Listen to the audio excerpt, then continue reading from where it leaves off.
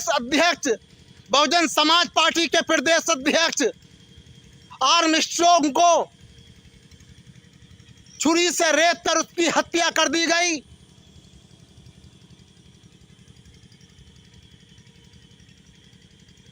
और फरीदाबाद में एक लड़के के नाखून खींच के लाठी डंडों से पीटा गया।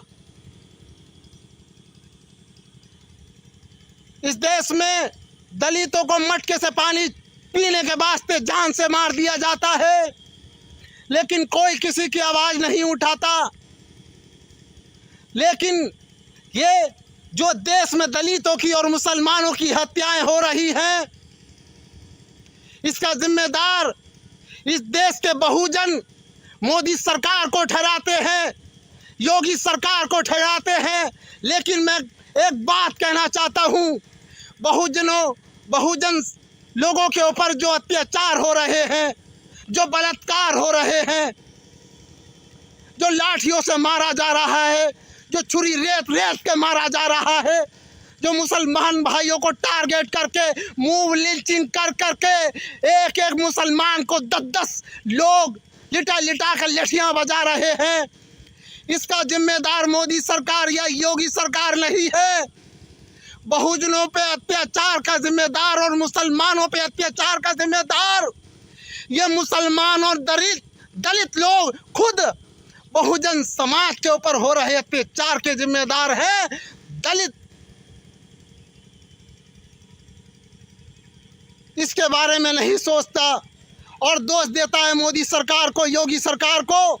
मैं कहता हूं, बहुजन समाज के हत्याओं का जिम्मेदार बहुजन समाज खुद है।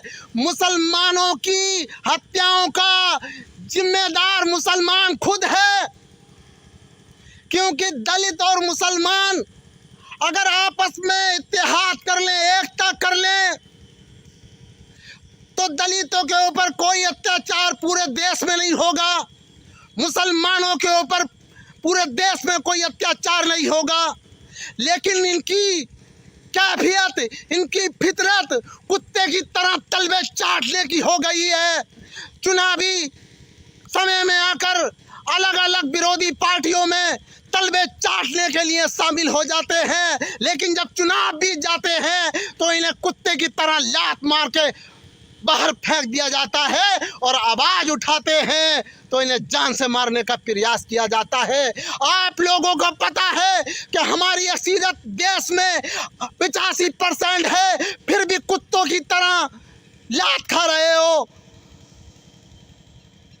जब तक मेरे देश में ये दलित और मुसलमान इत्तेहाद करके, एकता करके एक जगह चुनाव नहीं लड़ाएगा, दलितों के शोषण को, मुसलमानों के शोषण को इस भारत देश में कोई माई का लाल बचाने नहीं आएगा। दलितों का और मुसलमानों का हिमाती इस भारत देश में 2 ही लोग थे। मुसलमानों का हिमाती आजम खां जो रामपुर से बिलोंग करता है, और दलितों की हिमाती बहन कुमारी मायावती। लेकिन चालाक लोगों ने और बुद्धिमान लोगों ने इन लोगों के खिलाफ दुष्प्रचार कर करके इतना गंदा बना दिया, और कौम के लोग, कौम के गद्दार लोग उनके खिलाफ नई नई साजिश रचते रहे। आज मायावती को भी देश में पैदल कर दिया और आजम खां के ऊपर तमाम अनगिनत केस लगाकर जेल के अंदर डाल दिया।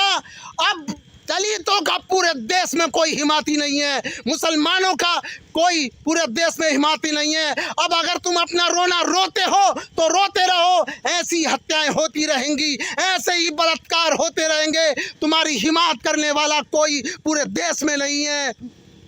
न दलितों का हिमाती है,